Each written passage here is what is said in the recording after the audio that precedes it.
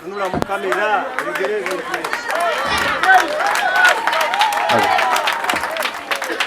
ebyo bigamba mukasera kanera omukyalo ono atubuli twasonzeyo sente mmeka mu nsawo yaffe.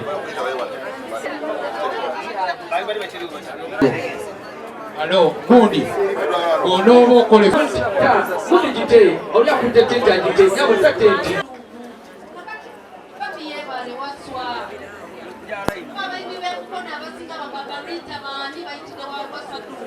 nkigyeko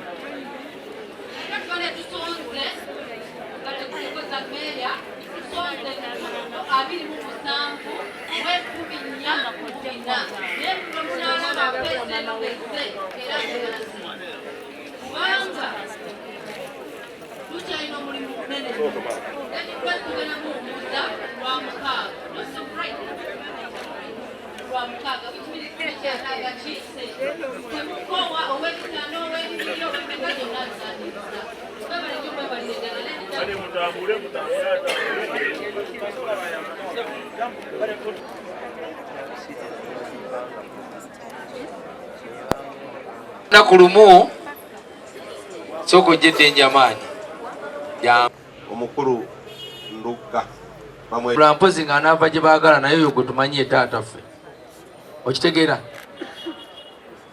tata nkuyogereko mwanyiraze anzirako gwe nawo ono yazaala omwana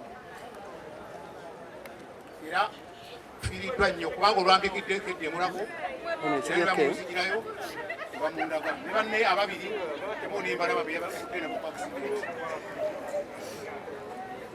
fetuzaalibwa nabanganga yewaffe nabanganga kyapisi disitulikiti Mukono. Amanya gange nzera Ulensi Semanda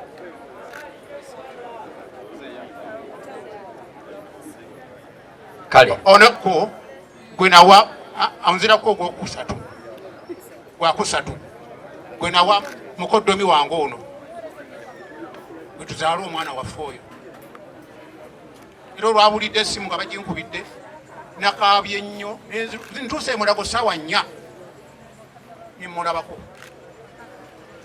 ne banne ne babanjirikirayo ababadde ku akisidenti ne banne naye nga bali bayisiddwa bubi nnyo ate nnyo ono okukulu kuno kwakutuseemu omuwala wange mwebale nnyo bannange abasifino savisi emutukoledde kale ssebo nono naye nono omulaaliwa abala bonna uyo n'oyo njajja nkulaga naye n'oyo bano bonna boolaba bano bana ba Grace bano ono ye muganda we omukulu mu lujja nayogereko ab'emikwano mukama abawe omukisa abatubeere tulinnye eryato tugende tukole alimpa nanneegayirira nnyo nagamba jangu nyambe ombeererewooko omutima ne gugaana ne bavuga eryato ne batuuka wakati mu nnyanja ne bakyusa eryato ne balivuga ne bakomawo ku mwalo ne baŋŋamba jja tugende kati nze mu kujja ne bagamba kangende nkimayo ensawo yange mu kimuluumu mu kukimayo ensawo bwe nabadde nkwasiza ssente ez'okusasula luumu singa byonna yalina okubeera nga abasasula tubeebaza olw'okutuwa ekifo kino ku mbeera ey'obwannakyewa twebaza Katonda olw'ekyo naye tubeebaza nnyo bannaye tuwulire emirembe tuwulire ekintu kyowamu nno bamaama madamu fiina munnange weebale nnyo weebalire ddala katusabe n'abali ku bita naye yembeera eyo Grace alese abaana bali abaana 3 alese maama Grace alese taata alese ab'eŋŋanda Grace yabadde empagi luwaga yabadde omugongo buli omu kwakola ki kwatambulira nga famire naye Grace wabanga mukama amujjuludde mu bulamu bw'ensi eno tuleme kubeera nga twerabira abantu ba Grace tuleme kubeera nga twerabira abaana ba Grace tuleme kwerabira taata wa Grace mama wa Grace abamu ne banne ekyamazima waliwo ne banne abalala abataliiwo ali mu nsi z'ebweru naye mukazi otina byamusobedde dda tubasaba okubeera nga mwongera okubeera nga mutudduukirira maama guno omulanga abaana ba Grace basobola okubeera nga basoma naye bagambe baleme kugamba ti Grace yali muyimbi. Ekyamazima abaana b'abayimbi bangi bali bwe batyo, abamu basuubiza ne batatuukiriza, naye tusaba ku lw'embeera eyo ku lwa famire okuba nti abaana baffe nabo babazzukulu baffe okubeera nga mubadduukirira. Mu mbeera eyo taata agambye okuziika Grace kwa ku lwa 6 era ebisingawo tujja kubeera nga twongera okubeera nga tubibategeeza ng'omukolo gunaaba gutambula. Mukama batuweere nnyo omukisa, mwebala okwagala, mwebala okuganja. Mukama abeere wamu nammwe. Ene family tugenda kukyuka nakyo badde ngenda okola, tugenda kudda side wano bwetti abantu bali babalabe bulungi kuba tewalabye. Tugenda kukyuka bwe tune emmanga eri ffenna bwetti tuli abantu balinga bwenyimidde bwenti nga bwenyimidde bwenti ow'ekitaala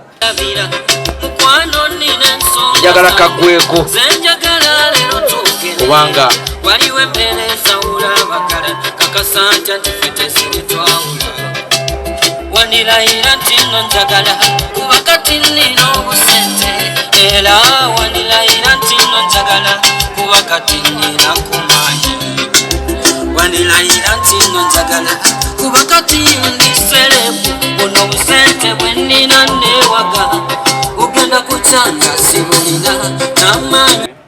Amina.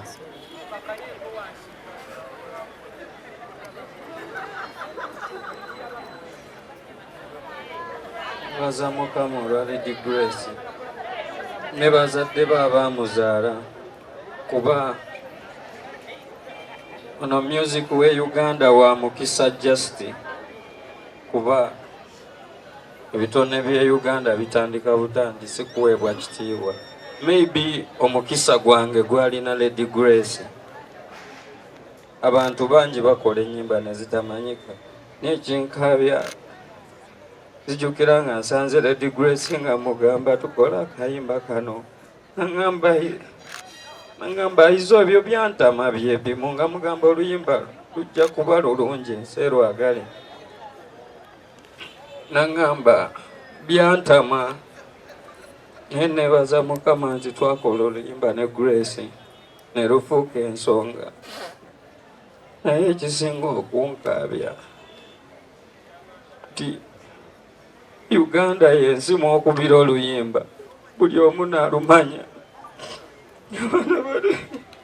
Abaana ba Lady Grace bagenda kubonaabona nga naye yasanyusako eggwanga buli muntu yafunako oluyimba lwa Lady Grace mu ssimu ye nekyase Lady Grace nti wano tetulina copyright. Omuyimbi alina kuzungira mu mamotoka n'asula ng'azunga okufunayo akasente.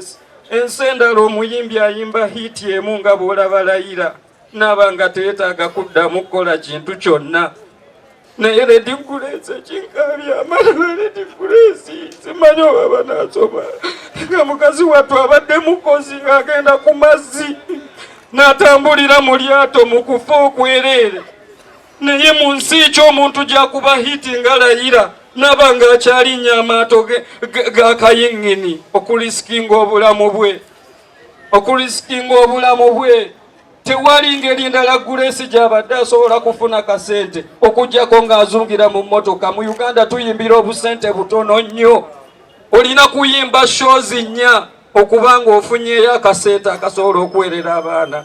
Lady Grace yabadde buli kimu eri famire ye. Simanyi we bagenda kubeera okuba nange siri bulungi.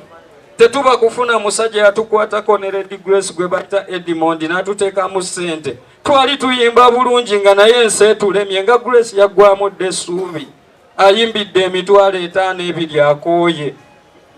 Mukama n'ayamba ne tufuna manager gwe bayita Edmond, simanyi oba waali taba kutaasa n'atuteekamu ssente. Ne wano Lady Grace teyandibakuŋŋaanyiza. Ebitone bingi nnyo bifiira eyo wano olw'okuba tetulina ateekamu kasente. Abaana bangi nnyo abayimbi tukubye hiti. Naye bwe tuva ku nsi abantu baffe ne babonaabona nga naye tulese waaka twayimba ne tu inspiring ensi.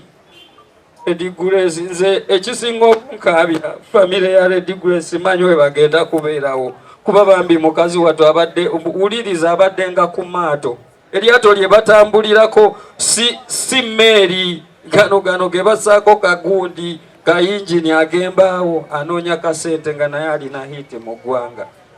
Oluyimba lwakuba lugenda kuweza emyaka 10 naye nakati bw'olukuba lukyali lw'amaanyi okusinga ze baakakuba ezakayitako emyaka 2.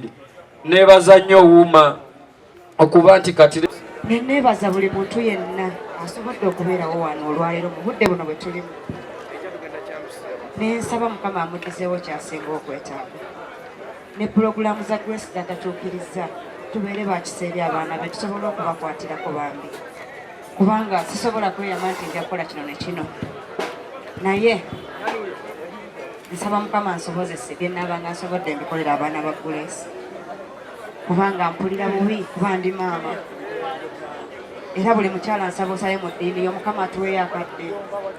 Kubanga ffe tusinga okuba bamaama eri abaana baffe. Mukama tusabe bulamu buli muzadde w'oli omukyala akingirize Grace ebibi byonna naye abaana babaseeko omukono omulungi ogw'ekisa. Nkiikira ofisi ya Kamuta ey'akadonkamu. Sidenti baani